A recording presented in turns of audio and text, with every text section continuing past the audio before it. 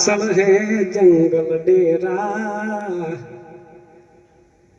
અરે આ તો ગુગ્યા સો આથમી જાશી જેમ કાલ ગુજરી મેળા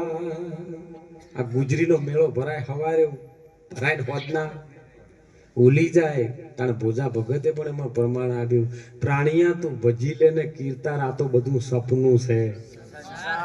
આ સંસારને એક સપનું માની લેજો એમ જીવનમાં આપણે આયા છે એ એક મોટું સપનું છે સાહેબ આ તો જતા જતા જેને કંઈક કર્યું છે ને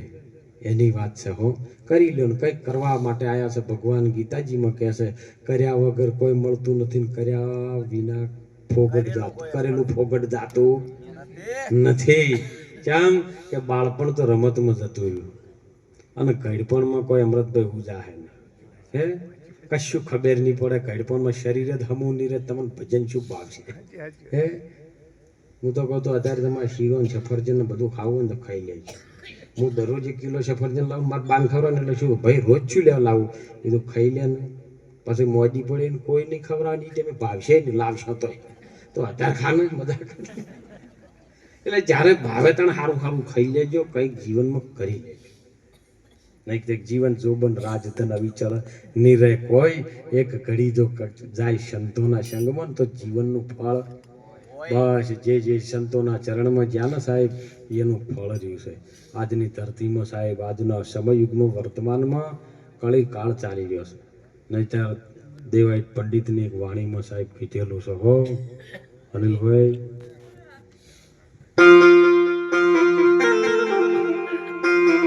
અરે પેલા પેલા અરે પવન હો ફરો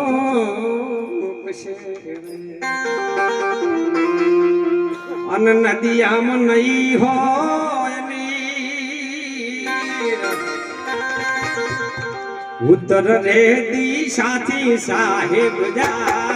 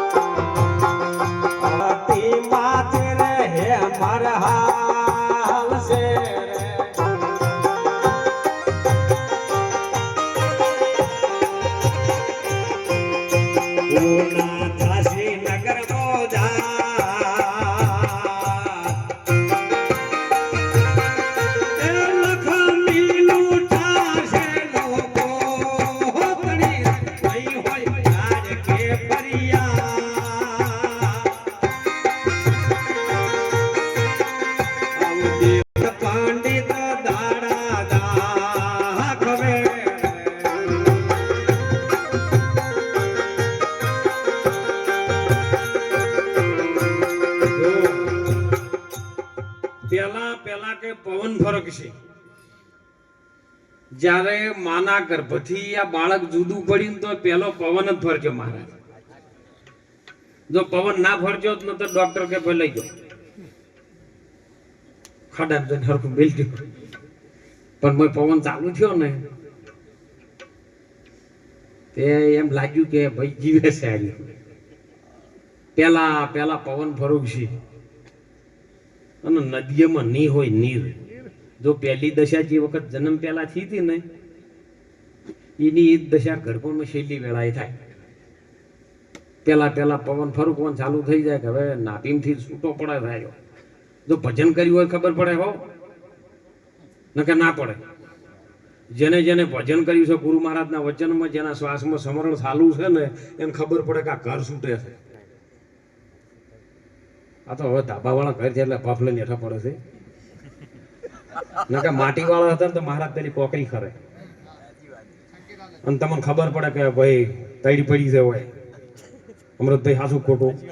તૈડી પડી છે ઘર પડશે એટલે ખાઈ તો બહાર નીકળી દો બચાવ થાય. પેલા પવન ફરુક છે નદીએમ નહીં હોય નહીં 999 નદીઓ આપણા શરીરની અંદર જે નસો ચાલી રહી છે ને એમાં લોહી ફરુક તો બંધ થઈ જાય નહીં હોય નીર. ઉત્તર દિશાથી આવશે મારો સાહેબો જો એથી જ આવ્યો છે ને એ પાછો આવશે. ઉત્તર રે દિશાથી એક જોગી ઓમો આવ્યો અને આવી મારી નગરી મજલખ તો જગાયો હું તો વેરાગણ હવે રે બની.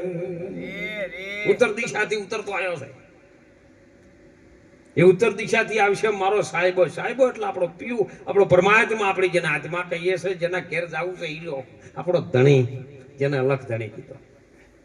જેને જેને જો સમજણમાં આવ્યું એ ઠેરાવ્યો. કોઈને અલગ ધણી કીધો કોઈને નાથ કીધો કોઈને અલગ કીધો કોઈને પીવું કીધો કોઈને સાહેબો કીધો કોઈને ઓલી ડોલોય કીધો કોઈને મોરલો કીધો મોરલો મૃત્યુ લોકોમાં આવ્યો. જેની જેની જો સમજણ આવી સાહેબ બધાને વંદન છે. ઉત્તર દિશાથી આવશે સાહેબો ને આવશે હનુમો વીર. હનુમો કનો છોકરો કહો હનુમાન કનો છોકરો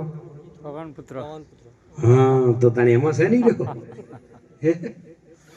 તાણ પેલો પવન ધટી જાય પેલો રે કરો. આ ધરતી માથે હેમર આલશે કી ધરતી જો પેલું થઈ ગયું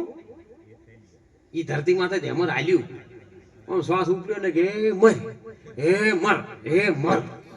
આમ ઉપાડ્યું ને જીવ નહીં એક મેલી ના ને બીજું પ્રગટ થયું નહીં હોય. કોરોના આવ્યા તને નતું હે મર તાણું અમય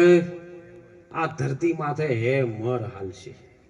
અને હું ન થઈ જાય આ નગર મોદાર. આ કાયા એક નગર છે સુનું થઈ જાય.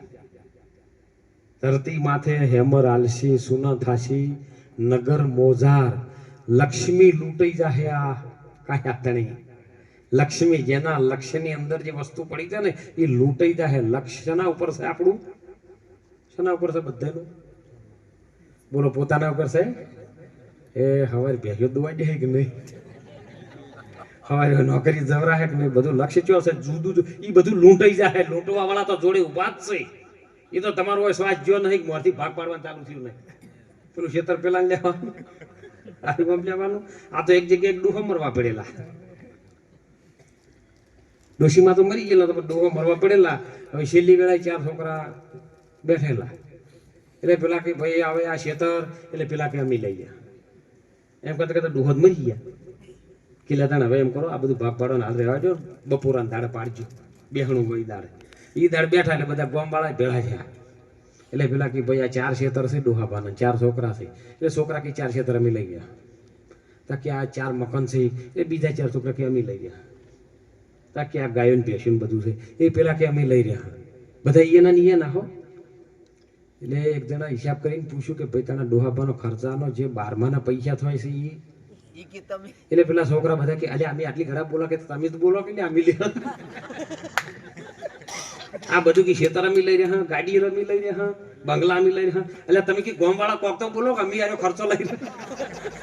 એટલે આવું છે તો લૂંટવા તૈયાર બેઠા છે. લક્ષ્મી લૂંટાઈ જાય લોકો તણી તો નહીં ઓપડે કોઈ રાડ કે ફરિયાદ કોનું ઓપડે પછી તમારું હે કોઈ ઓપડવા વાળું ખોરું ટાઈમે નહીં ઓપડે કોઈ રાડ કે ફરિયાદ. દેવાયત પંડિત આવા દાડા દાખવે. સુણો તમે દેવલ દેનાર. પોતાની ધર્મપત્ની દેવલ દેને એવું કહે છે સુણી લો તમે આ દેવલ દેનાર. આ તો આપણા ગુરુએ આગમ ભોખ્યું જો એને નથી કીધું કે હું કહું. આ તો આપણા ગુરુએ આગમ ભોખ્યું જૂઠું નહીં લગાડ. આ જૂઠું નથી મારા ગુરુનું છે. લખ્યા ભોખ્યાના હવના દિયાળા દાડા તો આવશે ને આવશે. અને લખ્યા લેખ કોઈ દાડો ન મટે ઘટ સાથે ઘડિયા ટાળ્યા કોઈના ન ટળે એ તો રઘુનાથના જડિયા. હરિચંદ્ર રાજા હતો સત્યવાદીઓ જેના માથે ચમર ઢળે પણ એક સત્યના વચનના માથે જો રૂખી ઘેર પોણીડા ભરે આ તો લખિયા લેખ નહીં મટે. નળ રાજા સરીખો રાજીઓ જેને દમયંતી રાણી અડધે વસ્ત્રે જતો વનમાં ભમે નતું મળ્યું અન્ન કે પાણી શું કરી શકે ભક્તિ ફલ ફલન પુલવાડે નળ રાજા ને દમયંતી બે પતિ પત્ની હતા નળ રાજા એવો નેમ વાળો નેમાધારી પુરુષ હતો સાહેબ કે સવારે વહેલો ઉઠીને નીકળે ને અને ભૂલથી જો કદાચ કીડી મકોડો એના પગમાં પીલાઈ જાય ને હા મારા ભૂલથી આ પગમાં આવવાથી મકોડો પીલાઈને મરી ગયો છે તો આખો દિવસ ઉપવાસ કરે ડોહજી ભાઈ આવું જ એનું નેમ અને સમય કાળે એવો પ્રકૃતિએ સાહેબ વંટોળ ચડાયો અને એને અડધે વસ્ત્રે વનમાં જ્યારે ભમવું પડ્યું ને અને ત્યારે ખાવા ન મળ્યું ને ત્યારે જે એક જીવ માટે ઉપવાસ કરતો હતો એનો એ જ સરોવર કોઠે માંસમાં કાઢીને ખાતો હતો સાહેબ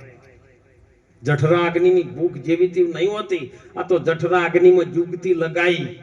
9 માસ નિરાધાર ભક્તિ કબૂલી તમે અલબેલાની અને ત્યારે બાર ધર્યો છે